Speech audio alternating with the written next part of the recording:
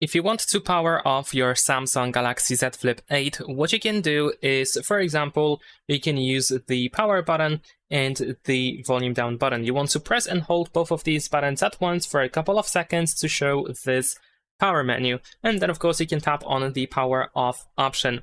What you can also do is you can go ahead and open the, let me unlock the phone first.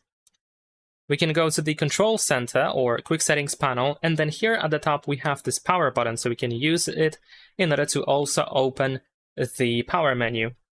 You can do the same thing while you use the cover screen, but in this case, of course, we need to use the power button, and then I assume it's going to be the volume down button here now, because in the cover screen these volume buttons are flipped. So we're gonna press these two buttons here, and there we go. We can also power off the phone like that. And that's pretty much it. Leave a like and subscribe.